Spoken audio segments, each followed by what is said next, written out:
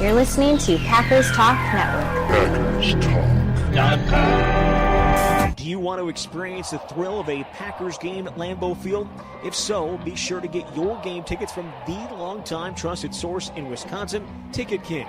Visit their locations in Milwaukee and Green Bay, or just go to their website, theticketking.com. Again, that's theticketking.com.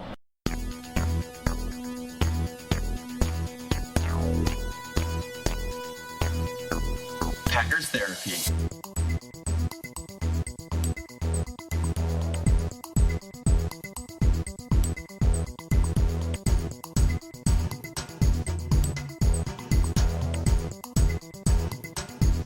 It's Packers Therapy.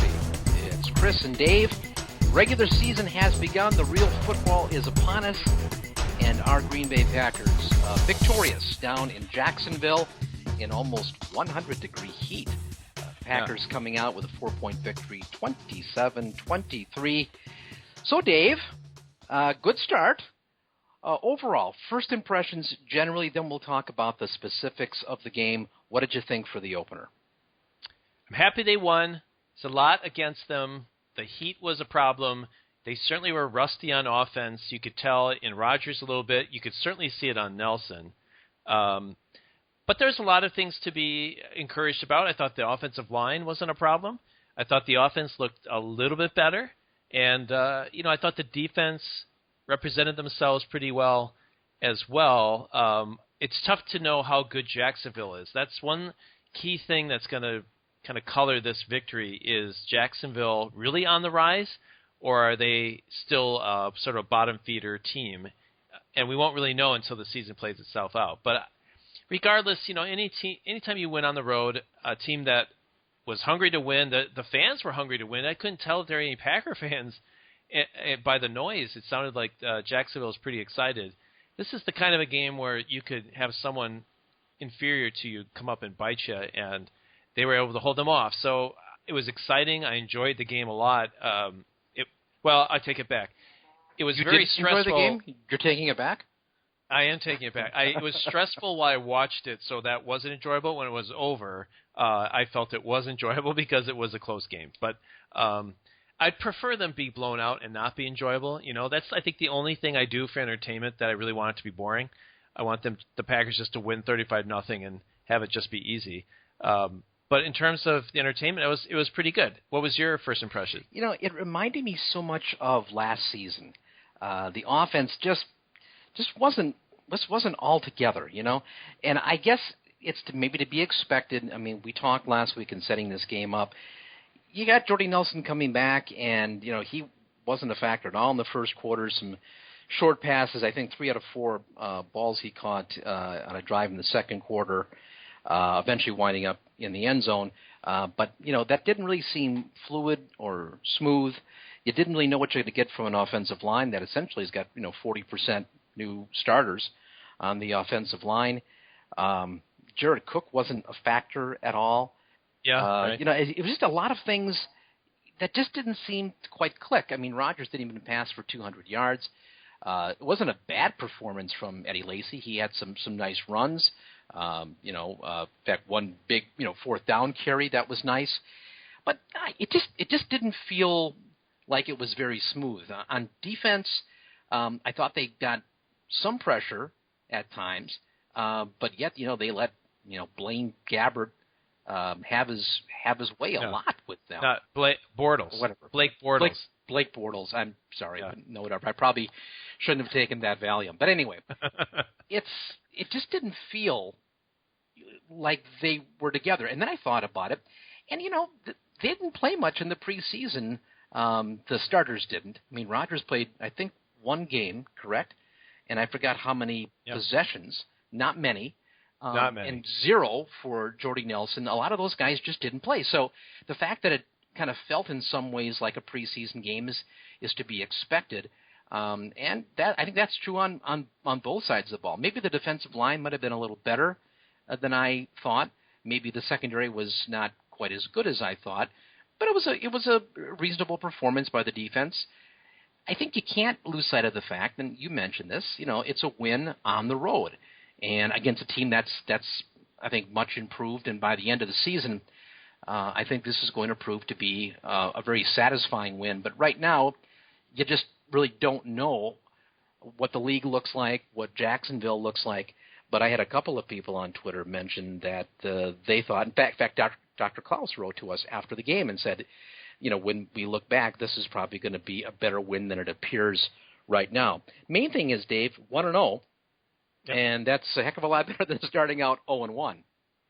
Well, you're disappointed with the offense. Is it because you compare this offense to 2011? Because we have Rodgers and Nelson and Cobb and a lot of guys on the offensive line.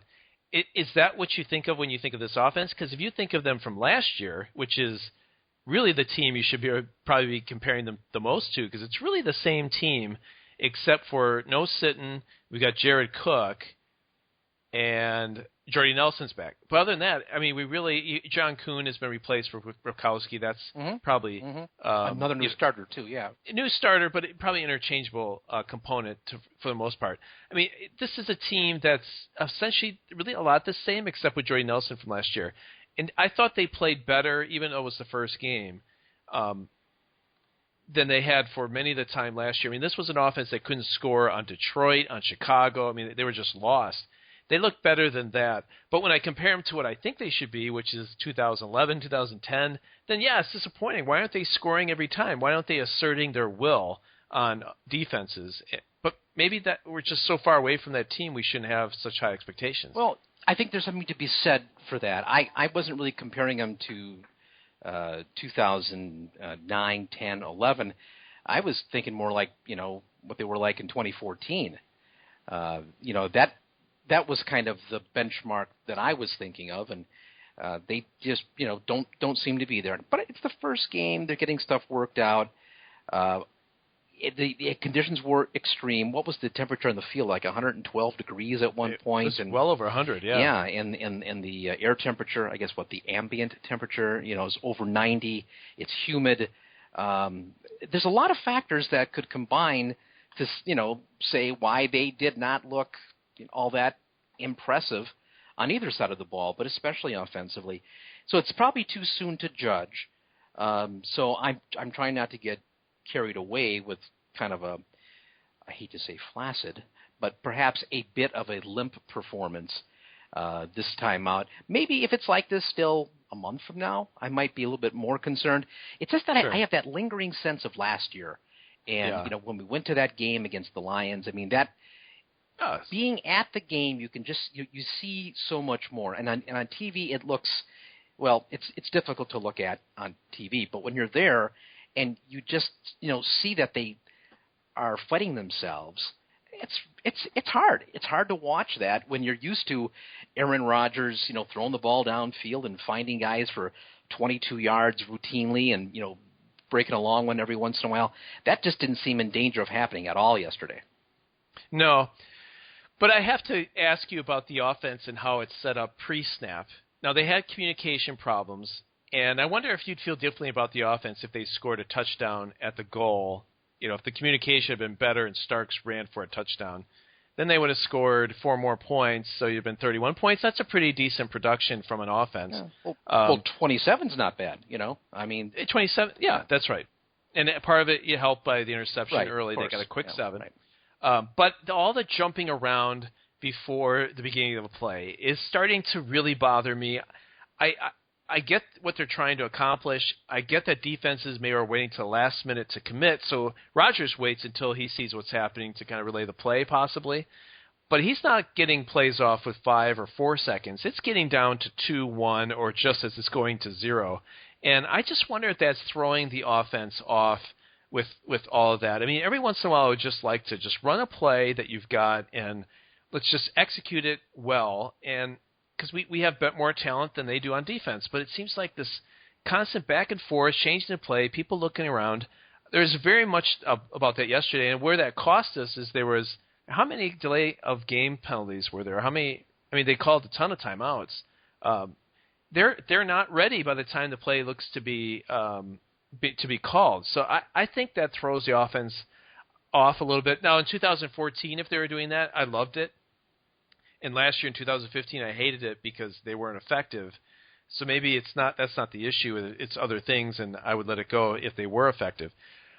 But it just feels like it helps them be out of sync, and I don't know if that's McCarthy, Rodgers, or both that's committing that error. But what do you think about that? It's hard to watch too. I mean, I know that Peyton Manning, did that, and a lot of other quarterbacks do.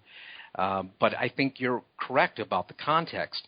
When the team is struggling to move the ball, the dancing around, the looking back, the long counts, it seems to speak of disorganization, lack of confidence, uncertainty.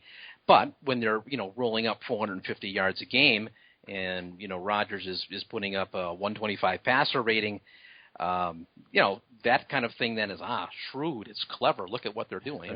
That's because it's working. Yeah. Right. And so you just whatever is going on is working. They're doing the same things, but the results aren't there. And I don't think it's necessarily because they're taking time at the line and, moving things around and calling out signals and all that other kind of stuff. I don't think the reason for the lack of flow and success in the offense is because of that pre-snap stuff. I think they're doing the same things they always have. They're not at this point getting the results, I think, for a variety of reasons. And we touched on them, earlier on in the podcast. But it also might be their system. They've been running it now. This would be their 11th season, right, under McCarthy. And maybe that isolation game that they like to play so well, they don't do a lot of scheming. McCarthy has talked about that. That he doesn't like to over-scheme because people get confused and mistakes happen. He doesn't like that. And so he likes the way they run their offense with a lot more of these, more deliberate isolation kind of plays by the wide receivers. But I'm just wondering if the league hasn't caught on to that stuff. I mean, it looked that way last year without Jordy Nelson. Now that he's back, let's give him, 3-4 games to kind of find his groove. And if it's still struggling, you got to start asking some of those kind of questions. To me, Dave, a bigger question is, can they do what they did on offense yesterday, on Sunday? We're recording this on a Monday. Can they have the same offense, but their defense perhaps is good enough or better, even better than it was last year, which was improved? Maybe that will be good enough that they can still win games. They don't have to dominate the way they did in previous years on offense if their defense is a little bit better. So the winning formula might be adjusted, but it still ends up being a win at the end of the day. Yeah, and I thought the defense played well. They gave up 23 points, and but I thought they were stout at different times. The biggest difference for me, I thought Matthews had a great game, and him playing on the outside, he doesn't make plays on, say, every play, but he makes 2 or 3 plays a half or something that just are difference makers. A lot of times it's sacks on third downs or it's a tackle for a loss that affects the whole series and ends up in a punt. If he can be that productive and active, then the defense, I think, is going to be very good. I was a little surprised that the secondary wasn't a little bit more effective, but that goes back to Jacksonville. If Blake Bortles is a very good quarterback, and these receivers are special. I mean, they talk about Hearns and Robinson, and then the tight end Julius Thomas looked really good. I mean, they've got some emerging talent on that team. Yeah, it maybe, like I said, maybe Jacksonville beats New England in a couple weeks, and we go, oh well, look at that. This is really this has been a great team to beat. So I think, but I thought one thing of the defense in the backfield, the secondary was really aggressive. I mean, there's a bunch of almost calls that they probably should have had against them, a lot of grabbing, a lot of early hits, but they were active. I mean, they were close to receivers, they were hitting them.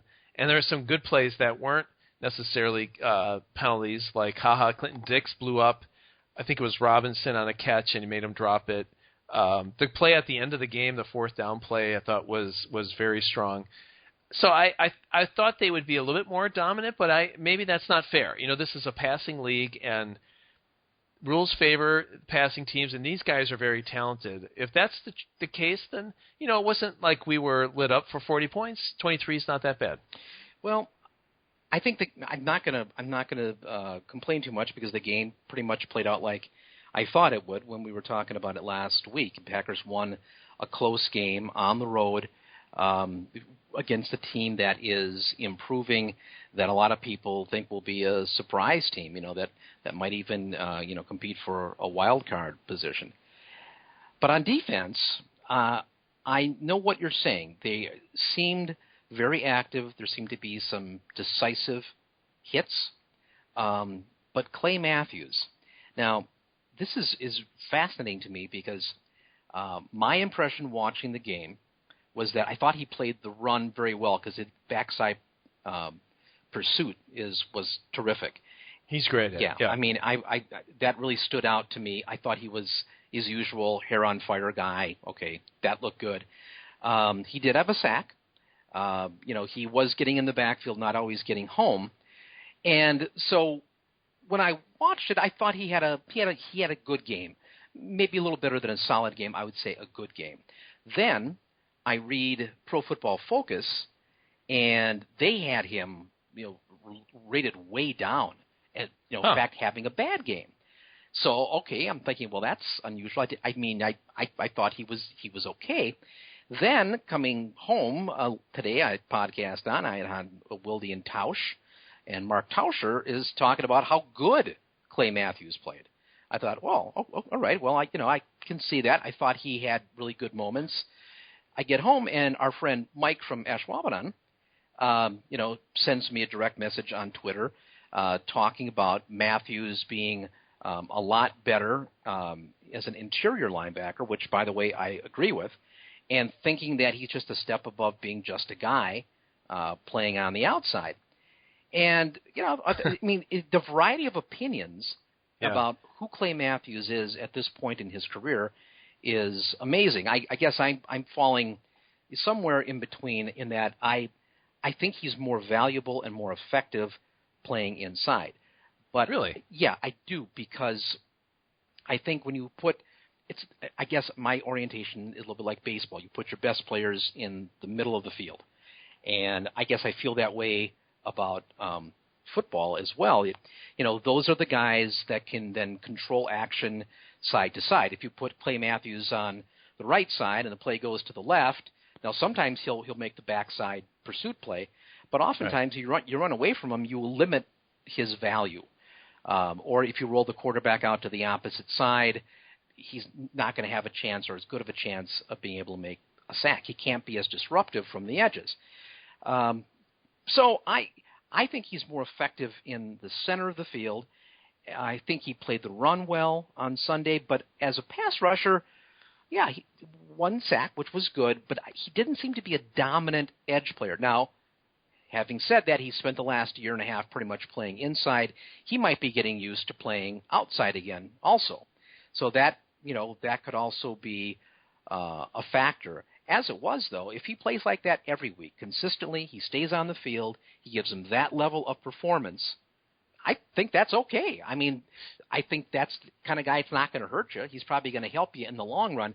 I just don't think he's going to be the, defensive player of the year. I don't think he's at that caliber anymore for whatever reason. He's a little bit older. He's had, some injuries. He's moved around in position. I think he can be a plus player. I just don't think he's going to be a impact player, perhaps is the best term. So it's interesting, though, to hear the variety of opinions about him at this point. I don't know if it's because of the whole flap the Al Jazeera thing, it's still in people's minds, and so people are looking at him more critically. I'm not sure how Pro Football Focus rated him so. I mean, I certainly didn't think he was a negative player yesterday, but they rated him so low. It was very unusual to hear that diversity of opinion, and we all watched the same game, right? Yeah, I think maybe. Well, I don't know about Pro Football Focus, but I think for fans, we have such high expectations for him that if he just gets one sack, we feel like, where did Clay Matthews go? Mm-hmm.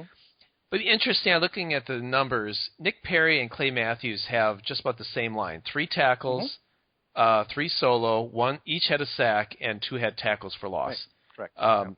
I wonder if people will say Nick Perry had a heck of a game yesterday, and Clay Matthews, he was like just average, and it's all based on expectations. That's a really good observation, I think. You're right, because their lines were similar. Once in a while, I thought for who Perry is, I thought he had a pretty good game. Pretty great, right? Yeah. I mean, Matthews, for who he is, but for Matthews, it was kind of it was an okay performance. And that's okay because he makes a ton of money, and he does. is one of our stars. So you want him to be more than Nick Perry. He makes a ton more. But I think he's more effective on the outside. When the game is all about making other teams punt while we're scoring, and so when it's 3rd and 5 and 3rd and 8, 3rd and 15, you want Clay Matthews to be on the edge, causing havoc. I mean, I want the quarterback, which doesn't show up in the stat line. I want the quarterback to be looking over his shoulder and saying, where is he?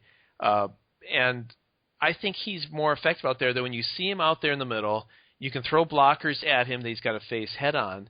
I think you want him sort of trying to edge around a blocker, trying to get at your quarterback. I think that's what makes him special. You're right, he might have lost a step, but I thought he was very, very good. Now compare that to Julius Peppers, which I tweeted, and I asked, is he even playing? Which I knew he was, but I watched him a couple times, and there was one play in particular where he got completely washed out. I mean, he had his back to like the quarterback because he got spun around. I think I know what you're talking about. Yeah. I thought, what is he doing out there? Maybe we should just stick with Nick Perry or who's their other outside guy, number 95, which I don't see him in the tackle list either. Didn't he have? I thought he had a sack. Dayton Jones. Yeah, I'm looking right now. I don't see him in the stat sheet, but I mean, he did show up a couple times. That's why I'm surprised I'm not seeing that he made any tackles. I mean, he seemed to be active enough, but in fact, if you're comparing him and Julius Peppers, it seemed like Jones was more of a factor than Peppers. But I did see Julius Peppers get turned. And what I was thinking as I was watching him, I'm thinking, 36 years old. It's very hot. He didn't play much in the preseason. He's a player who's throughout his career has been known to make jump out plays and then be, pretty much invisible a lot of the time. And I don't think that's going to change as he gets older. And it made me wonder, why they made the decision. Really, it seemed like without question, just to bring the guy back. Right. He maybe is a tremendous influence in the locker room. I don't think it's because of his, judgment in telling Morgan Burnett to get down after intercepting a ball. Well, he certainly has influence. Yeah, I mean, he certainly does. I heard Gary Ellerson, talking about, Peppers. Is this kind of at this point in his career? This is what he is. He's a 25 play a game guy. Or did they only play him that amount because of the conditions and the fact that he hadn't played a lot in the preseason? Are they going to bring him along more slowly? It's really hard to know what their plan is for him. But if you are saying he was, kind of just a rumor on the field, I think he was. There was one play that he was involved in where I think, who the heck is? Oh yeah, that's right. That's Julius Peppers. I forgot they had him. Who's that tall guy on the line? Yeah, that's right. Who was that? 56. Yeah. I don't think he needs to be in every play. Matthews was out a couple plays near the end, and I was nervous about that. I was like, why is he such a big name, big paid guy not out there at crunch time? But I think they were spelling guys back and forth because of the heat. I think that was what it was. Yeah. But Julius, I would, if can give you the best in the fourth quarter, then save him for the fourth quarter. Save him for just third downs. I remember, wasn't Kabir Bajabiamila at the end? He just kind of was a third down guy, but he was so effective at rushing the quarterback. That was fine. That's a huge part of the game. I think if you could save Julius, go ahead and save him. I think you're getting good production out of Jones and Perry. And try to say, Julius, you take plays off as it is. Just save the ones you're going to take off. We're not going to let you play those. Just save your 5 to 10 plays and make them in the fourth quarter at the end of the game where we really need it. I would be completely okay with that. And otherwise, if he's going to be what he did against Jacksonville, I mean, he's invisible. I don't even know if you want him on the field. Let's flip back to the offense for a second. There's a lot of questions leading up to this game about Jordy Nelson and Eddie Lacy. Now, we talked a little bit on Jordy Nelson. I don't know that you really got a chance to talk about your impressions of having Jordy back. You think he made a difference at all in the game? Do you think that He's just where he needs to be given his space in the recovery. Were you disappointed at all with what you saw from him? What's your take on what you saw from Jordy? Well, at first I thought, oh no, he looks slow. I saw him miss. There was an out that was a missed pass that I thought, is he normally already at the sidelines and now he's not that quick? And I thought there was another play where I thought he looked slow. But then during the middle of the game when he caught a few passes, I thought they threw a quick pass to him where he got tackled. I was surprised they didn't run that right away. Just get him involved and let him get hit and let's get this started. They sort of waited until the second quarter before they ran that play. But the one thing I thought, it was really hard for me to tell if he was back.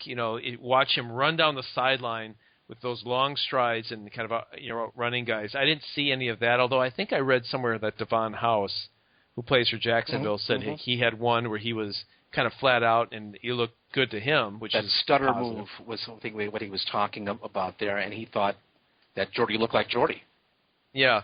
But I thought the thing I think Jordy brings is if their offense for receivers is beat your man, and I think Jordy is better than the others in like sensing how corners are moving and he moves left when they move right, and so he's open for a second, and then bam, Rodgers hits him.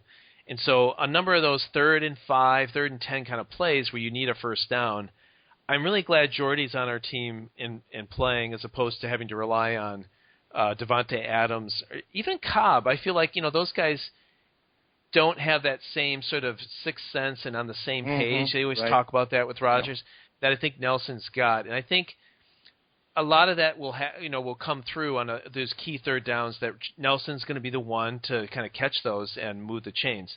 I think that we've sorely missed that last year. Let Davante catch, stuff down the field and make a play or two. Although I didn't think Davante certainly had a great game the whole game. It was a classic Davante Adams game. The ball downfield where he has to go up and beat his man. It's kind of a 50-50 deal, and it's right there, and he can't make the play. And it's like, damn, that's the problem with that guy. Well, come back a little later on, and Rodgers scrambles around. He's being dragged down. Somehow he's able to throw that ball, and Adams makes a brilliant catch against House in the end zone for a touchdown. And it's like, wow, is that the same guy that couldn't reel in, what I thought was probably an easier catch downfield?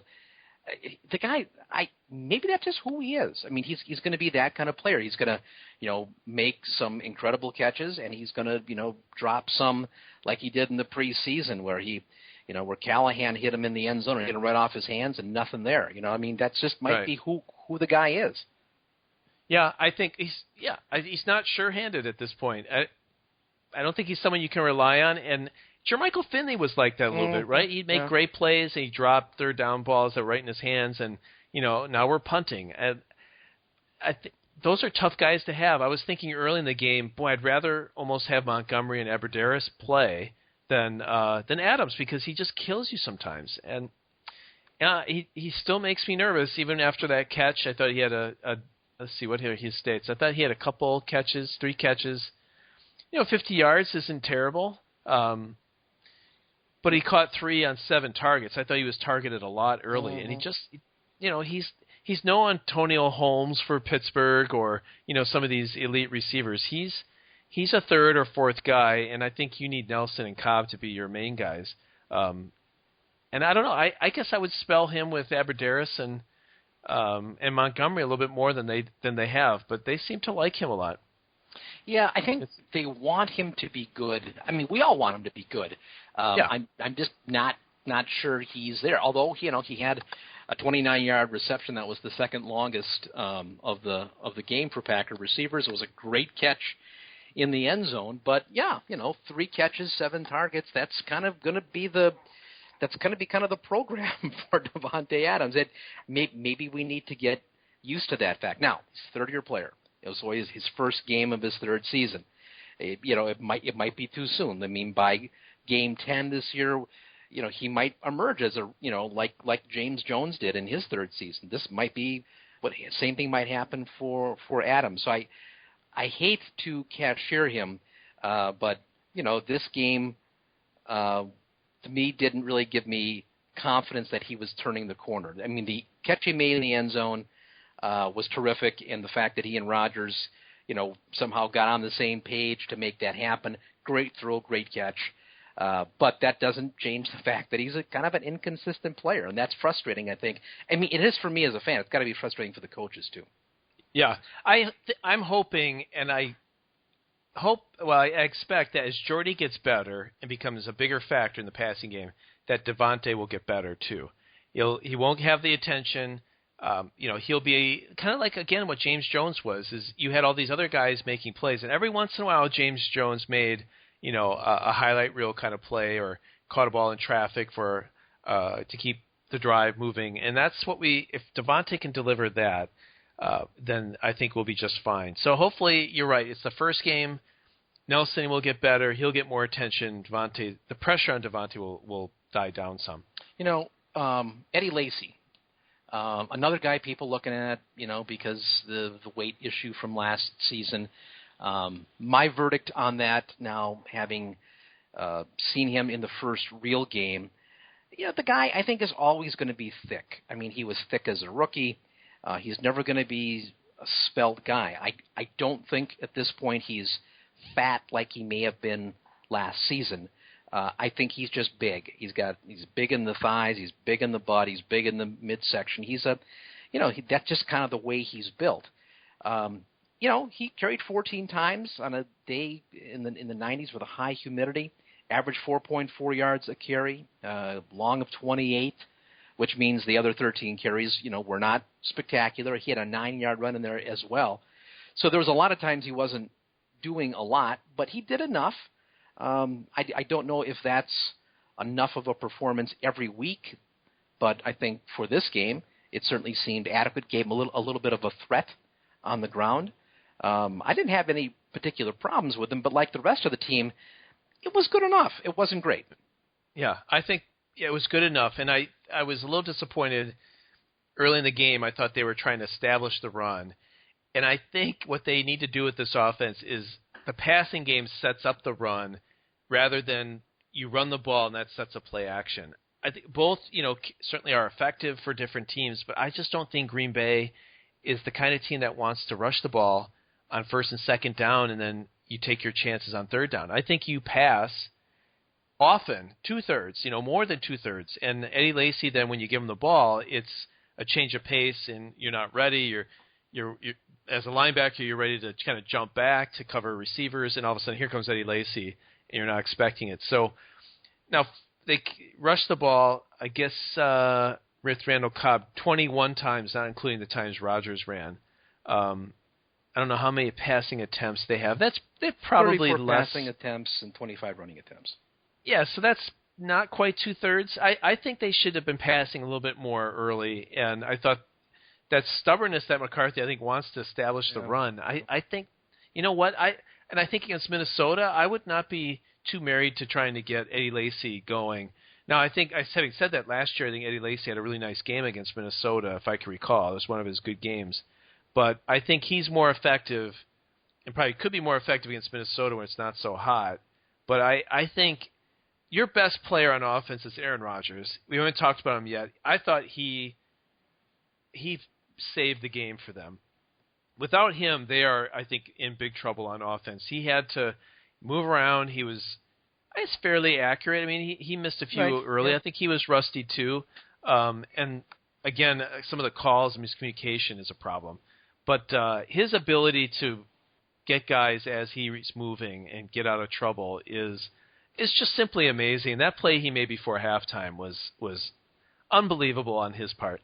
But I think you need the ball in his hands, have him make things happen, and have Lacy be the trying to change the pace. Not a 50-50 kind of team here. Rodgers, I want to say that he was rusty, and yeah, he was a little high here. Some balls were low. There was one to Nelson that bounced before it got to him. But the problem is context. As last season, we saw this a lot from Aaron last season, and it continues again in the first game. He made some eye-popping plays, as he does. But, you look at it and, okay, 20 of 34, almost 200 yards, 1 yard short of that. A couple of touchdowns. I mean, the line's not bad. 95 passer rating, which I think is about where I set the line. Was right about that point. It was a good game, but this is a situation where we've gotten used to great games, consistently great games from him, and that's why last year was such a surprise, and that's why coming out this year, it just felt so much like last season, and I don't. Like a lot of people are very disappointed about last year. They lost some games they probably shouldn't have. They lost, of course, in the divisional round in overtime. But that was a pretty good year considering they lost the weapon they did on offense. Now with that back and time to plan over the winter months and then into training camp, I guess I just was expecting. Not that they were going to run them off the field. I did not expect that at all. In fact, the game kind of came out the way I thought it would. I just thought they would look a little more together. And Rodgers as the quarterback, a lot of that, does fall on him. And you mentioned the communication things and the stuff at the line that is probably making them very successful, but it has a different context in it or different meaning when they are struggling and can't seem to find guys like they were able to do as recently as the season before last. So, the numbers look good. The win looks good on the road. It's hard to complain too much about it. It's just the feeling that you get from watching the game, and you're wondering, is this just more of the same from last year? Is it a continuation of last year? I'd like to think the answer is no, because we're so early in the season, but it's just that lingering doubt. Yeah, I agree. It's like there's a rhythm that happens when they're in sync. They're running, and that's 5 yards. Then your passing guy's open. You're rushing up to the line of scrimmage. You're snapping. Defenses are on their heels. We've seen that a lot over the last 5 years.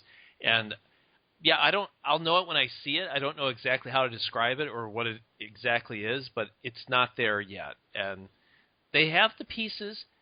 I feel, even though a lot of those guys are the same from last year, I feel like you add Jordy Nelson, improve Eddie Lacy, it feels like this team has enough horses to make this thing happen. But you're right, it didn't feel like the old good offense. It felt a shade of last year, but good enough. And there was some moments in the middle of this game when they scored, around halftime, which they did move the ball, that's allowed them to score 27 points. And 27 to 30 points with hopefully our defense, hopefully that wins us a lot of games. Lane Taylor didn't seem to be a problem for them. I think like a lot of fans, I was trying to watch him, see what's going on there, see if he was getting beat. From what I could tell, I mean, it's hard to know if he was having a great game, but he certainly didn't seem to be having a bad one. He didn't seem to be getting blown up a lot. To me, it was, it looked to be a solid kind of performance. Now, I don't know how the coaches will grade that and whether his reach blocks were this or that, or if he was double teaming properly, or if, there were stunts run, how did he pick up his man and all that. I mean, it's hard for me to evaluate that, but it was pretty clear that he wasn't a negative. He didn't get Rodgers killed. He wasn't a turnstile. Not to say he won't be this week against the Vikings. That's probably a better defense. But I thought he was okay, and Josh Sitton have done better. Hard for me probably to evaluate that, but I certainly didn't think it was, oh my God, what a mistake we made in letting go of Josh Sitton. Yeah, I think it seems to be a function of your guards are not that important. They can't be terrible, but a great versus a good is maybe a few extra yards, in rushing. I don't know. And so maybe they have it right in terms of the position is just not that important that you need to pay up for it. And hopefully I'll feel better if they use that money and re-sign guys that they want to keep. Otherwise, I still think it's a mistake. There was a Bob McGinn article this week that really raked over the Packers organization over their decision. He made it sound like he opened up the article by saying the people more surprised than Sitton that he got let go. I thought they were going to talk about the offensive line or the team, but they said the organization itself, Ted Thompson, McCarthy, that they were shocked by themselves that they couldn't get something done, a trade or something of value for Sitton, and it almost made it seem like they were caught off guard and they just sort of reacted last second and cut him for no reason. It's an article worth, if you haven't read it. It was a bit of a look into the Packers, although Bob McGinn seems to really have it in for Thompson. He does, and I was amused when I read that article because then on the other side of the question, is another observer, Pete Doherty, who is saying, they made the right decision, or they made a decision that works for them, and you don't have to rip your clothes and say, oh my God, the Packers are run by a bunch of incompetent people who may be oversensitive and whatever. Well, no, I think there's reason to believe that was probably the right move and a good move. Better to get rid of a guy a year early than a year late, and he was a guy who was questioning play calling, questioning player moves, a difficult guy in the locker room, that kind of stuff. I think there are probably two sides to the issue, and Bob McGinn seems to really favor one particular side. He loves being critical of the team. That's kind of what he does. He sets up a lot of straw men when he makes his arguments. So when I saw the article last night, where Doherty's taken a completely different view on the same issue, it just goes to show that people that are close to the team, talking to different people, different sources, different perspectives, it's not cut and dried. No. I guess maybe we'll know someday, but it doesn't seem very clear to me than it did a week ago. Yeah, well, I'm not sure we're ever really gonna know it. I'm not sure it'll be important. I mean, if they go on and have another solid season like they always seem to do, they make the playoffs, they win a game or two. Heck, maybe they go further. Yeah, I mean it is business as usual. They won one championship with Josh Sitton at guard. I think he was playing right guard when they won the Super Bowl instead of left guard. Okay. Then they had a bunch of disappointing performances with him there. I mean, is it going to make that much difference having Lane Taylor? I mean, if somehow Aaron Rodgers gets flattened or the running game goes completely south and it becomes clear, it's because they've got a blocking dummy at left guard. I mean, well, all right, fine. But I don't think it's going to be that apparent, that clear. I'm not sure that this particular move is going to matter that much in the broader scheme of things. We'll find out as we go forward. But certainly the first game would indicate that maybe there's a fall off, but not to the point where it's going to be that noticeable to your overall performance. We'll see. We'll be definitely watching. I think even though he had a decent week where at least he wasn't mentioned, I don't think people are ready to stop watching and paying close attention. Exactly. I mean, I think to watch all season long, I think there's reason to do it. I mean, it's a controversial move. Yeah. One more thing. Should we take a break? Let's talk one more thing, and then let's take a break. And it's regarding the tight end. It's regarding Cook. I understand they signed him in the off season.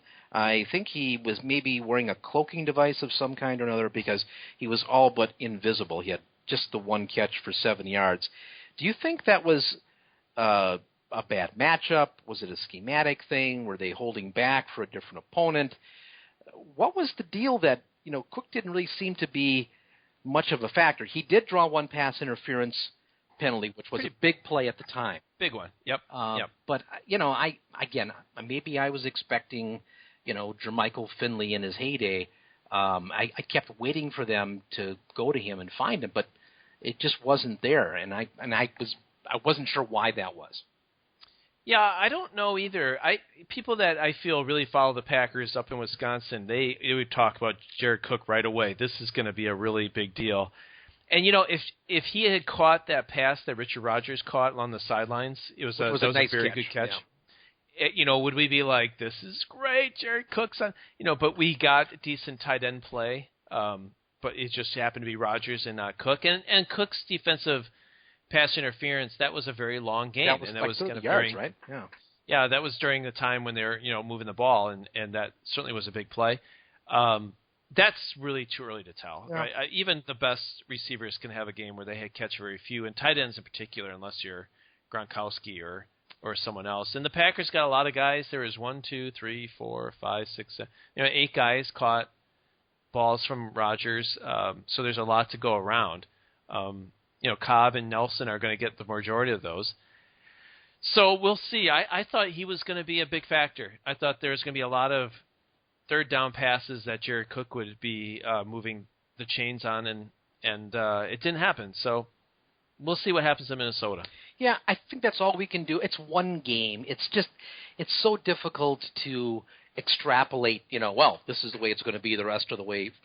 You really can't do that. And there's expectations you have coming into the game, and they're either satisfied or, somebody you don't expect to show up does show up.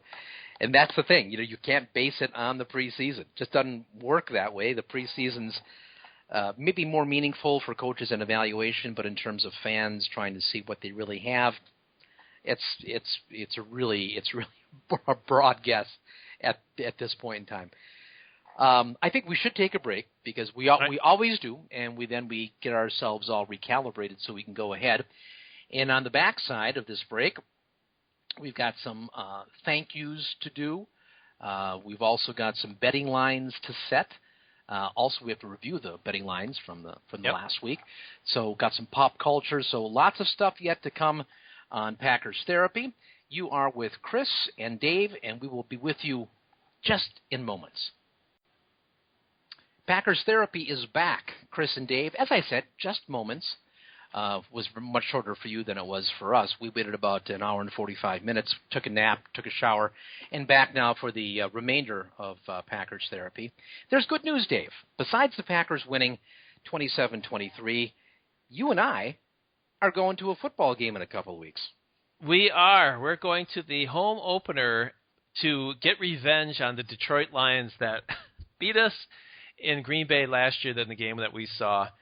So we are going back to reclaim that trophy. We had a lot of very generous people give this week. We are very close to getting to the goal that we want to get to. We have the tickets. I've got to fly to Milwaukee. I'll drive up. I got to rent a car. So, we are getting very close. We're definitely going. We've got enough to incent us to go. Cheapskate Chris is just driving there, so you're fine, right? Man. It's all me. Oh, yeah. It's all me. So if you enjoy the podcast and feel like giving, the PayPal link is still there. We'd love to get some support to kind of pay for the expenses that we have. But this week we had a number of people step up. Can I go ahead and list them all off? We had quite a number of people. I mean, the outpouring of the contributions is remarkable. And all kidding aside, and we do a lot of that on Packers Therapy, really, really terrific to hear from so many of you, especially in this past week, to kind of push us to the point where we can afford to go to the game. So, Dave, why don't you read off those names as these come on top of a bunch of people that have been giving over the past couple of weeks?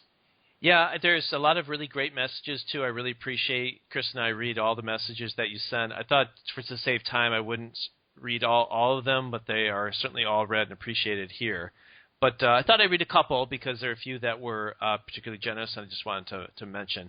But the group that gave this week is Leland Schultz, Tom Elmer, he's correspondent with us, Pastor Kevin, as we've talked about him quite a bit, Jeremy Babot, Patrick Keogh, Michael Miller, our intern, he gave a whopping 69 cents. What's going on with Mike here? Is he not happy with his pay? Yeah, we don't like to tell how much people have given, but when you give 69 cents, we're going to tell exactly. Okay, but actually, Mitno Miller, Mike, has given in other ways, and so that's because right. He does a lot of work for us, compiling all of the betting lines and puts them in a really cool spreadsheet. So. Yes, I would say his contribution is far in excess of 69 cents, Although I do like the idea of 69. I must. Yeah. Juvenile. Jared Stevenson, Alexandra Gerard. Oh, I thought that was. I'm probably killing these names. Jeffrey Tum, Rod Gardner, Logan Robertson, and let me just read a couple. One from Michael Scheffner. I think it's called Scheffner. That's the best I can do. But he says, "Dear Chris and Dave, I'm a Green Bay Packer fan, born and raised in Wisconsin, but now living the past 10 plus years in Elstatten. Why don't you just say Switzerland? I mean, just say Switzerland. Now, if I recall, is he hoarding Jewish art treasures in Switzerland? He might be. Okay. If I recall, that's in the Rhine Valley near. I think it's near the Lake of Constance, bordering Germany, Austria, and Liechtenstein. Is that? I'm pretty sure that's about where it is. So full of it. It is absolutely. He wrote that in his message. He did. You lying sack. Yeah, that was not from memory. Okay. He said, truly amazing to find. He's found Packer fans in the Swiss Alps. He's got a Favre jersey and a helmet hanging on the wall, and his son is an owner and fan as well. So he's wished us well. I want to thank Michael for his gift. And then we also, we have an anonymous gift from a very close friend. He, in his message, said it was an anonymous gift, and I don't know if he was serious or not, but he knows who he is, and if he doesn't want us to publicly announce it, or if he was just kidding, I'm not sure. But he knows who he is. We really appreciate it. He was very, very generous, and wish he could come with us. Exactly. But, maybe sometime in the future we can do that. So great givers this week. I think we counted. We had kind of between 30 and 40 people that gave to us so far to help us go to a game, and it's awesome. It will have a ton of fun. We'll have to get the podcast together and send people ways on how to find it. It's great. Really fun to get messages all through the week that we receive more gifts. So for those that haven't given, shame on you. I mean, nothing in life comes for free. And if you think that's what you're going to be on the backs of people like Pastor Kevin and get your entertainment, shame on you. Go to our PayPal link at packerstherapy@yahoo.com and give away. We got euros. We got our first euro gift this week, which I have now accepted. And that was from Patrick, right? He gave us 30 euros. From Patrick. Yeah. Yes, we'll accept yen, euros, whatever it takes. So thank you to all, and looking forward to the game, and hopefully the podcast will be better for it. And we'll have to think of something now, Chris, of a special podcast. Yeah, I think maybe what we can do, and you and I haven't talked about this because we don't talk about any of this stuff in advance, but we could probably do a special podcast, as we said, maybe put it in a Dropbox or something like that, and then maybe people can go to it and download it and listen to it. But it would a chance for us to give the people that have been very, very nice in supporting the podcast. We really do appreciate it. We had sponsors back in the day. What was that? It's got to be 7-8 years ago now. We had a couple of sponsors, and that was real nice. And so we thought, hey, maybe there's some people that will want to give us a couple of bucks on PayPal, and it's been more than a couple of people, and you've responded generously, a lot of friends, and it really does mean a lot to us because you're not only giving us a couple of bucks so we can go to a Packers game, but what you're also doing is you're telling us that this show matters to you, and it's an important thing that goes on in your life, and that really is very gratifying to both of us. So thank you for your support with your money, but also just for your support in listening and giving us feedback and giving us somebody to share our Packer fandom with. We really do very much appreciate that. So we've got some other correspondence here. This one, Dave, is reaching out to my favorite podcasters. So apparently it must have come by mistake to us. This says, "Hi, Chris and Dave. I should write a page or two about how much I enjoy both of your takes on all things Packers. But it's my lunchtime, and as a self-employed person with an a-hole for a boss," get it, self-employed with an asshole? Got it, yeah. "I need to keep this message short. Thanks for your continuing efforts. I really enjoyed the show. I don't have a PayPal account, so I'm wondering, do you have an alternate method of support? If not, I'll eventually figure out the PayPal thing." And that's from Jeff Augustine. He's got area code that looks like he might be in the Madison area, or maybe he just has a cell phone that's in the south central Wisconsin area. Best of luck, Jeff, in figuring out PayPal. It is highly complicated to use. I can understand why you're stumped by it. But if you're not able to crack that code, we really do appreciate you taking the time to write to us at PackersTherapy@yahoo.com. That's worse than my shaming. That's worse. Hey, come on. You think we're going to this game? You think we're not going to have a couple of brats, maybe a couple of beverages? I mean, it's not enough just to get the tickets, Dave. We have to get some cash money in the door so we can have some entertainment, some enjoyment. Got to put some gas in the car. I know. I have to raid our college fund to pay for the extra amount. The rental car, the flight, all that stuff. Yeah, it's all coming out, and my family's going to have to pay for it. But so, Jeff, what you're doing, Jeff, is your action by not figuring out PayPal is going to mean that Dave's two daughters are going to live lives of probably destitution or prostitution on the street because their father has had to spend their college fund money because of you, Jeff. So I just want you to think about that, okay? Think about it carefully. Jeff Augustine with us. Everyone who hasn't given yet needs to think about my daughter. Exactly. And, let's think. Be careful. How you want to phrase that? We also heard via Twitter this week from our buddy Rusty Weezy in the Twin Cities, also with Madison native, as it turns out. A lot of correspondence from Rusty kicking stuff back and forth. Tom Freeman. Now, we talked about Tom last week, and I mangled the name of his blog, and I do apologize that.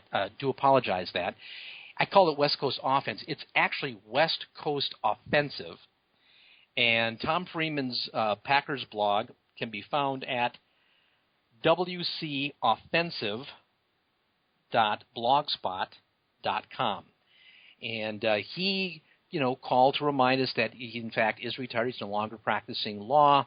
Doesn't live in the Bay Area any longer. I got that wrong. Now living actually around San Luis Obispo in California. So sorry, Tom, that I got all that stuff wrong. But your blog is good. It is definitely worth people checking out if you're a Packers fan. And if you're not a Packers fan, why have you listened this long into this podcast? West Coast Offensive is the name of the blog. Our guy, Tom Freeman, been a fan of the show for some time and a correspondent. Thank you, Tom, for being in touch, and I hope people will check out your blog. Now, we also have a couple of people that have been writing us with pop culture things. And should we save those, Dave, for later to do the pop culture, or do we want to just go into the betting lines? Let's save it because that one is my recommendation. I thought it was I have heard that podcast before, and I might have mentioned it, but it's worth bringing up. So I will bring that up at the end. All right. So do we want to recap the betting lines from the past week? Yes, we have a clear winner that for the betting lines from last week, and thank goodness because as Mike pulled out, that we did not have a tiebreaker. Oh, we completely forgot the tiebreaker. Well, we're rusty too. I mean, not Rusty Wheezy. We're just rusty because we haven't done this podcast in a while. Although Mike did put down what number am I thinking of as a tiebreaker, and some people responded. So maybe they went back and forth on email. One person answered rectangle, which is not a number from what I can remember. So that clearly showing the intelligence of our listeners, which makes sense. But not including – well, how about including me? There were 1, 2, 3, 4, 5, 6, 7, 8, 9, 10, 11, 12 people that participated this week. Really appreciate it. And that's a dozen. That's the same number of apostles that Christ had, his main disciples. That's true. Yeah. Well, maybe which one will betray us is what I want to know. Yes, that's a great question. It's also the number of our quarterbacks. Yeah, as a matter of fact, But you went religious. That's excellent. Yeah. All right, let me go through them.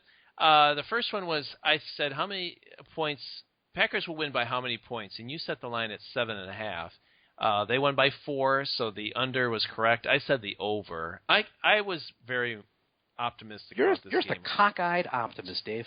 I was. I've completely jaded after watching. But At the second one was Rodgers' quarterback rating. You set the line at 93, and it was the over. He was 95.1. I actually didn't think it would be that high after I watched the game. It didn't like we talked before. It didn't have that feel, I mean, things just didn't seem that smooth. But hey, 95, that's not too shabby. That's not shabby. That's under his career average. It's under his career average, but it's just about what I think last year his quarterback rating was 92 for the season. So that it was pretty much kind of a microcosm of last year. Did they show? They showed his career quarterback rating on the telecast during the game. It's still well over 100. Right, is yes. it 104 or is it 114? I mean, it's high. It's high. Yeah. Well, not as high as Mason Crosby, but yeah. No, that's a different kind of high. Exactly. Number 3, Lacey's rushing attempts. You set the line at 18.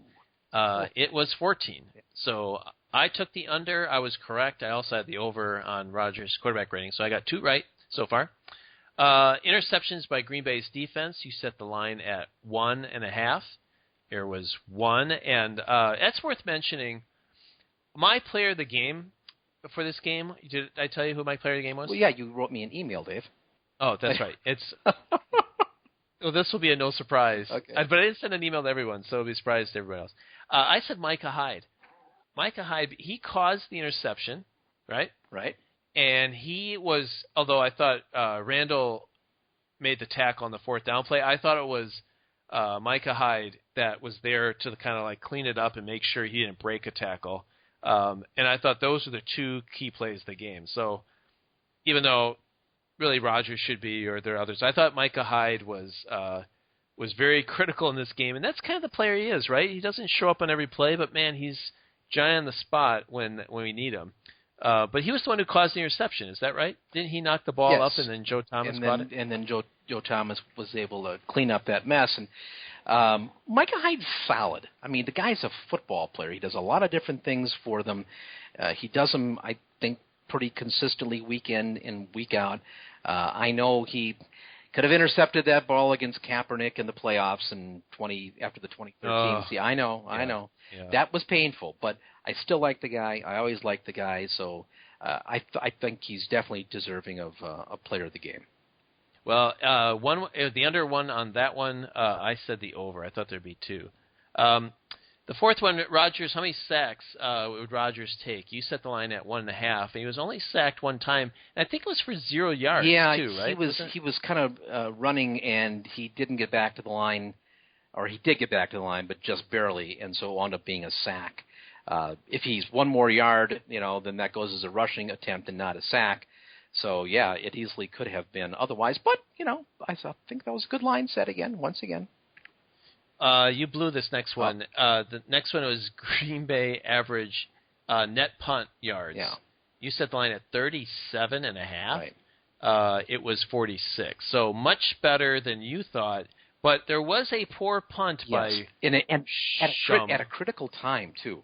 Right. I mean, at that moment when they really needed him, to get off something clean, he winds up shanking. I think it's a 30-40 yarder at that point, right? And I mean, that's exactly why you change punters from Tim Mastey.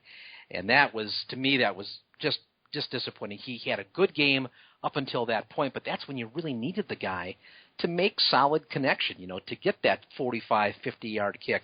And he wasn't able to do it. And that was painful. No, saying that was a critical time. I mean, if they score a touchdown there, then we lose. He kicked from our 19, 34 yards to the Jacksonville 47. But there was a penalty, so that helped. That's right. Yeah, that's right. There was a hold, and so it wound up, being okay, but that was a lucky thing that went in the Packers' favor. Yeah, there are a few play calls that went their way. I don't think this is a game you could say where it was a homer reffing crew. No. If it was even at best, and the Packers were the beneficiaries, I think, more than Jacksonville. The last one, will Green Bay have a punt or kickoff return greater than 35 yards? I said, Mike's got me down as pleading the fifth, so maybe I didn't say anything. The answer is no, they did not, and I do think that the return game will be will be better. Yeah, I must have. I didn't want to give my opinion last week, so I don't have to. No, you don't. It's your podcast. You can do whatever damn well, please. I do it every week. The winner is Jared Van Cleve. He got all 7 correct. Every single one. He is on fire. That is remarkable. He has analyzed this team and understands it and got all 7 correct. So that's a great start. Jared gets the keys to the Packers casino and hotel. No, or is it hotel? It's the presidential suite at the Packers Therapy Hotel and Casino in beautiful downtown Las Vegas. We now have a location in Laughlin too. So people can check that out. But Jared will be in the presidential suite in the Vegas location. So you be sure to enjoy that, Jared. Thank you for playing along, and thank you to the other 11 apostles who aren't Judas, who also played in the betting lines this week. Thank you very much. So we want to do it again for the upcoming week. Packers play at Minnesota, and they will play on Sunday. And what do we got, Dave, coming up for the betting line? I have 7 that I determine ahead of time. 7, okay. So I'm not doing it off the top of my head. As we did last week, yes. Okay. Correct. First one, how many rushing yards will Adrian Peterson have? I probably do this every time. Well, it's a good question to ask because AP has been good against, well, not just the Packers, good against everybody. And, they have a bit of a quarterback situation in flux. I'm not sure at what point we see Sam Bradford. Vikings were able to win this past week without him. But that they're going to be kind of a running and defense team in the meantime. So I think we're going to see a fair amount of Adrian Peterson playing at home in what all reports are. It's another loud venue, this new stadium that they have in downtown Minneapolis. Are there speakers bigger that they pump in the noise, the crowd noise? Well, why not bigger? They'll be state of the art. It's brand new. Yeah. Well, you know what that thing cost? $1 billion, 1.016, I think it was billion. Oh, man, wow. It's just and it's from the architecture is beautiful on that thing. I'm sure. I'll never want to go see it. No. The game there. Nope. But I don't think the roof will collapse like the Metrodome did. Anyway, AP. Do you want the number of carries or just the yardage? Yardage. Okay, just the yardage. I'm going to put his yardage. I'm going to set the over/under at 100 and I'm going to set it at 126. I'm going to take the under on that one. I'm not pleading the fifth in any of these, by the way. Number 2, how many turnovers will Green Bay force off of Minnesota's offense? I feel like this is an opportunistic defense. They're going to get turnovers. They just didn't do it against Jacksonville. I think Minnesota they will. How many turnovers do you think they will force? I expect a conservative game plan from the Vikings. So if they don't pass a lot, they run more. I don't think they get as many turnovers. So I'm going to set that. This is both fumbles and interceptions, right? Total turnovers? Correct. Yep. I'm still going to set it at 1.5. 1.5. All right. I'm going to take the over on that one. Number 3, you brought up the invisibility cloak on Jared Cook. How many catches do you think Jared will get in this game? I think he's going to be a bigger part of the offense this time around. And so I'm going to go I'm going to set the over-under at 3.5. 3.5. That's a good one. Let's go the over on that one. All right. Let's. Boy, that's tough. That's really not proven. I'm going to take the under. Mike, put me down the under until he proves himself. And Richard Rodgers is playing, so it's not like it's the Jared Cook show all the time on tight ends. Richard Rodgers looks just, he hasn't looked this thin since he wrote South Pacific. I mean, the guy's trim, it's cut. He is. Yeah. Number 4, how many receiving yards will Jordy Nelson have? Jordy with only, 32 this past week? There were mostly just the small, catches. Of course, he did have a touchdown that he tucked in there as well. I think they're going to try to experiment a little bit more with Jordy, but I don't think he's ready to really have a breakout kind of game. So let me set the yardage for Jordy this week. I think it'll be more than last week, but it's not going to be a big day. So let me set that at 57 yards. Ooh, 57. I'm going to take the over. This is what I'm going to predict as a side bet. I think Jordy is going to have a play more than 35 yards. Well, now that's... Plus 35. That is an interesting notion there. Yeah, I do not think that's going to happen. All right, I think it will. Number 5, what do you think Sean Hill, the quarterback for, I assume he's going to play and not Bradford, what his quarterback rating will be? Sean Hill is the kind of guy that looks like his head's a little bit too big for his helmet. Like it just like forces itself against the, he was, 63 was his quarterback rating last week. So they did win, but I guess it was completely on defense. Right. What do you think his quarterback rating will be? Yeah, he's 36 years old. I think he's kind of your journeyman. He'll keep the seat warm until Bradford is ready to play and figures the offense out. And I do think it'll be mostly Hill again this week. 63 is a horrible rating, and I don't think it'll be that bad. But I'm going to set it at more like 78. Okay, I think we can. That's a really bad game. I'm going to take the over on that one. Tough one. Number 6. How many rushing yards will Lacey have this week? I pointed that one out because I thought he had a really good game against Minnesota. I don't remember if it was home or away, but he had rushed for a lot of yards in a game against Minnesota. So can you repeat that? What do you think? Well, 61 this past week. He had the long run, the 28-yarder. It's interesting, too. The first down run they had, I think it was a fourth down play. They ran right over where Josh Sitton used to play. I mean, they were behind Lane Taylor. So that was encouraging, and he had like 9 yards on that one. So, yeah, I'm going to put Eddie Lacy. I think he'll have a decent game, a little better than last week. I'll put his number at 78 yards. All right, I'm going to take the under. I think they're going to pass more. I look at the stats against the Titans that Minnesota had. Their main guy is DeMarco Murray. He ran 13 times for 42 yards, a 3.2 average, and a long of 12. So they say Minnesota's defense is better, and some think it's pretty good. Yeah, they are good. But they're not playing the Packers last week. Number 7, I like this one. And I think I've done this one before, and it's usually with the Bears. But will they show a graphic during the game where they show Brett Favre and Aaron Rodgers and how they say since 1992, is it? They've had 2 quarterbacks, and how many quarterbacks the Vikings have had, and they show the list of names.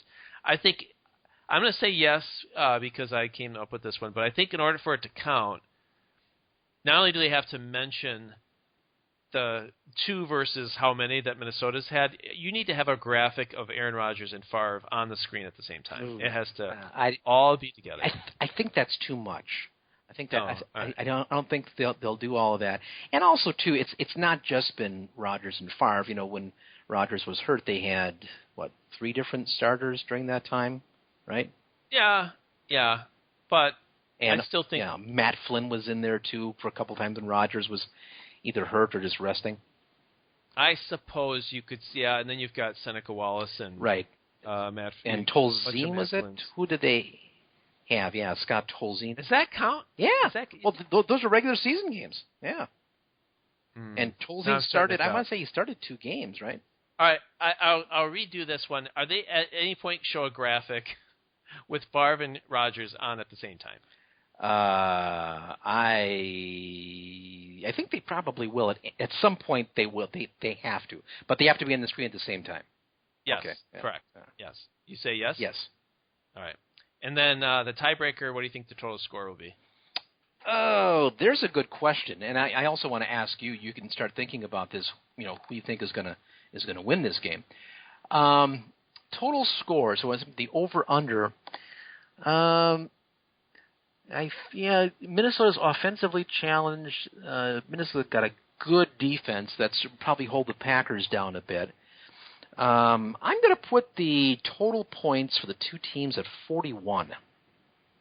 Wow, that's a lot. I'm going to take the under. I think the Packers score. I think the Packers are going to win, but I think it could be a 20-13 game. Okay. Okay. Packers 2013 Packers. Yeah, I think that's actually pretty. If that actually happens, we'll be talking about how we're disappointed in the Packers offense again. But I'm going to give a little bit of a nod to Minnesota's defense and say they keep the Packers under 27, But I think the fact that they're one-sided right now against our defense, I think we can hold them down. So I'm going to say 2013. Yeah, I'm thinking 24-17 Vikings. It's the opening of their new U.S. Bank stadium. They've got a very good defense there. I think it's going to hold the Packers down. This is still really Green Bay's preseason in lots of ways. So I expect that the Vikings are going to find a way to win this, and I'm putting it down 24-17. Okay. Well, that's your betting line. All right. So if you want to play the betting lines along with us, like we had 12 people that did last week, you send an email to our friend Mike Miller. His email address, mitnomiller@gmail.com. Mitnomiller is MITNOMILLER @gmail.com. And let him know what your over and under predictions are. He keeps them in a nice tabulation form, and then we will share them with everyone next week on the podcast. You know, he mentioned an online site that people could go to as well. Did you see that? I'll have to find that. I didn't look it up, and it wasn't a website that was easy to remember. Of course it was not. Kind of that was asking. It was very progressive of him, but then it was. I didn't think it was a link that I. So I'll try and work on that this week, and or Mike, maybe you could shoot us a note and let us know if that's for real. I'll check it out, but I didn't get a chance to do that up to this point. So anyway, I think emails for now, and hopefully we can work on another option later. All right, I'm going to do a couple of quick hitters here on a few more Twitter mentions. I think we already mentioned that our friend Patrick had been in touch. Also, the real Greg X was in touch with us. Hill's not Andy's dad. I'm not really sure what that's about. Captain Dave Moberg, of course, checking in. Heavy Sid. Yeah, I kind of thought that was cool. Heavy Sid was also checking out at Packers Therapy on Twitter. Jared Stevenson in touch this past week. Pastor Kevin a couple different times. Bo Owens Izzo. Get it? Bo Owens Izzo? I think that's a Badger basketball reference, but Bo Owens Izzo in touch with us also. And Jeremy Babo. Now, was he a guy? Yeah. He was a giver. Yeah, he was a giver. He was also in touch. He tweeted us to let us know he was going to be given a couple bucks through PayPal at, I guess it's Packers Therapy at yahoo.com. Correct. On PayPal. He let us know about it at Packers Therapy on Twitter. Right? And he can sleep with a clear conscience tonight. He can sleep with whoever he wants to tonight. Alex, clear conscience, whatever his name is. Whatever. Or he can sleep with a clear liquid, as far as I'm concerned. Alex Gerard also in touch this week.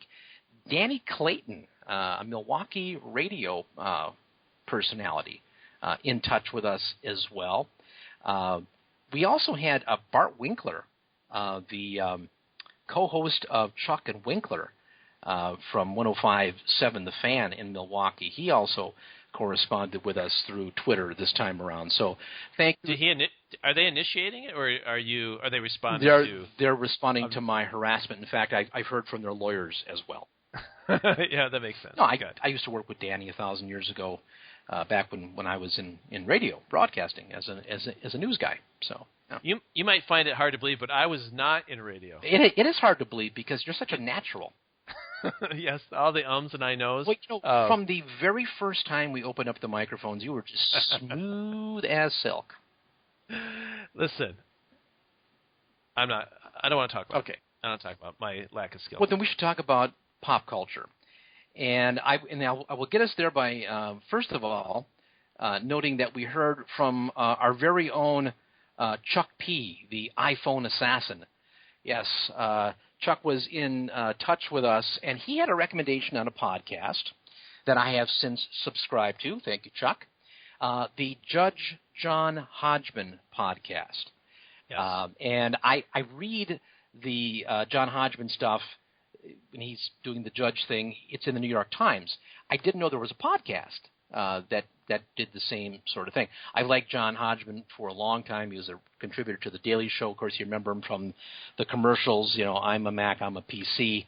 and he was on those things. Hodgman's a funny guy, and thanks to Chuck, I now know he has a podcast, so I have added that to my list. Thank you very much, Chuck, for being in touch and letting us know about that. So that's one thing that I have now added. Yeah, I've listened to it too, and it's what they do is they take issues that maybe couples or friends are dealing with, and it might be something. It's nothing serious, It's not something you would actually take to court, but it might be a couple are upset because whenever they have friends over for dinner, one person always retires early and leaves the other person to sort of like let them say goodbye and whatever. Not necessarily clean up, but more like they just disappear and they're not entertaining their friends anymore. They retire early, so that's like Ron Wolf.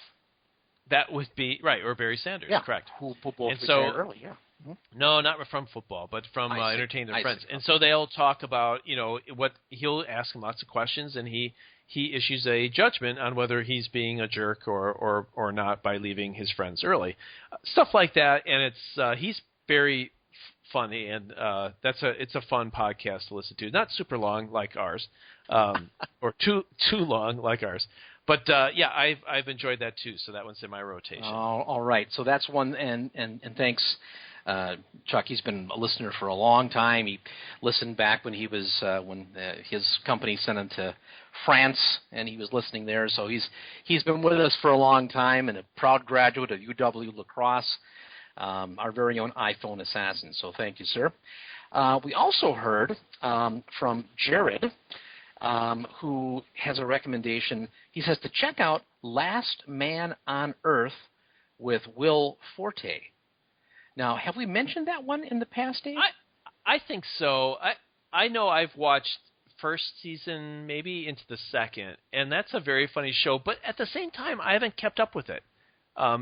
Maybe I'm so used to Netflix where I get all the seasons at once that if it's not all there, then I don't keep up with it. But it might be on Netflix now, or it's on Hulu. It might be out there for me to binge watch a little bit. But that's a very creative and funny show. I recommend that one too. Well, I have not seen that one, but on your recommendation last year, I did check out Master of None during the summer, and I did watch it start to finish. Now, it's not for my demographic. At all, but I found it to be hilarious. I really enjoyed it, and I don't know how Last Man on Earth compares in terms of a funny binge watchable show, but I definitely recommend Master of None. That was terrific.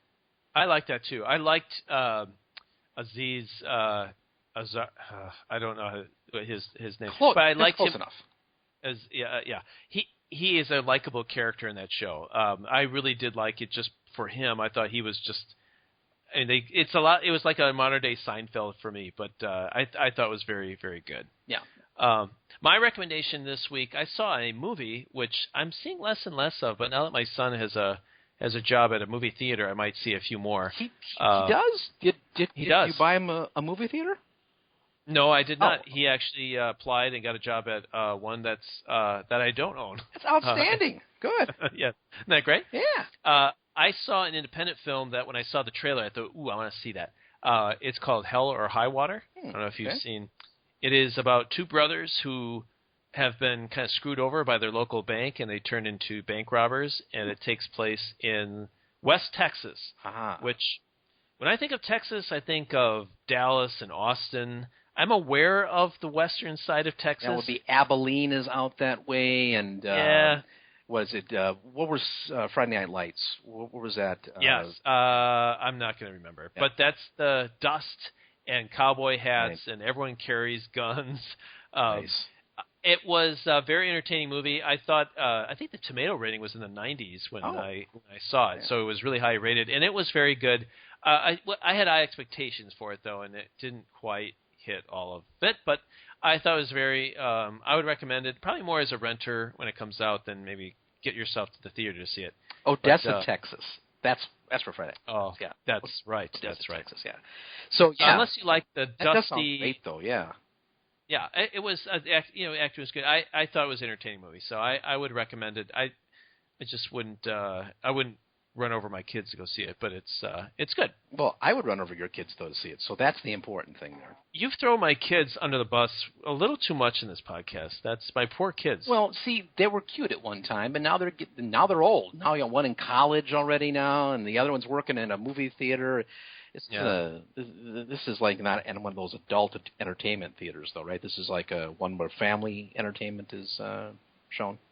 I think the movies range from G to R. Excellent. So good. I guess you can make your own judgments on that. My daughters definitely are not in a destitute, or I can't even say what else you said. No, it's a normal theater. All right. Well, that's good to know, and we're glad that Dave's kids are healthy and happy. So that is it for pop culture this time around. That movie does sound really good, Dave, and I think maybe that's one I want to check out too. I always kind of like the independent films too. I'm so sick of the Marvel. Yeah, the comic book stuff, and it's just superhero stuff. Come on, let's do something that's got a little more creativity, and the movie you suggest does sound like it would fit into that. Yeah, you might like it. It's like Annie Hall, but in West Texas. It's basically what it is. All right. Any final thoughts on the Packers before we leave the Jacksonville game behind? We turn the page on the victory and look ahead to Minnesota. Any thoughts for us before we look ahead? I think no one got overly hurt. We didn't really talk about Sam Shields' concussion. But concussions don't count as injuries in our book, right? They can come back from those. Get out there and play, damn it. It's just a brain injury. That's right. We don't need your brain to cover a wide receiver. That's right. But the injuries weren't too bad. It was a victory on the road. I'll take it. Yeah, absolutely. And that's the main thing. I heard somebody say it today, and we've said it in the past in this podcast. In the National Football League, there are no ugly victories. There are just wins and losses. You get it done, and they found a way to get that done. And I think it's good, because I think they're going to be challenged this week in Minnesota because of the circumstances and the fact that, the Vikings are a pretty good team even without Teddy Bridgewater, and there's solid defense. They are going to be fully tested this week, so it was good that they won last week, and then they come home the week after that. And I do believe that you and I will be in the house for that game. We will be. Thank you very much, everyone. It'll be fun. Yeah, and again, the generosity of you folks, we really do appreciate that. And so when we do the podcast in a couple of weeks, we'll be able to give you the view from, I believe we're going to be on the 40-yard line, 22 rows up, something like that. So that should be a pretty good vantage point to make our usual astute judgments. Yeah, maybe we'll do the podcast in the stadium. That'd be fun. I don't think that'll annoy anybody. No, they'll all be no more than we do now, probably. Exactly right. Well, that's going to wrap this edition of Packers Therapy. Off to a good start. Regular season is upon us. Packers are 1-0. All is right with the world. So, as we get ready for the Minnesota Vikings game, we will be back with our thoughts and impressions on it a week or so from now. But until that time, I'm Chris. I'm Dave. And that's Packers Therapy.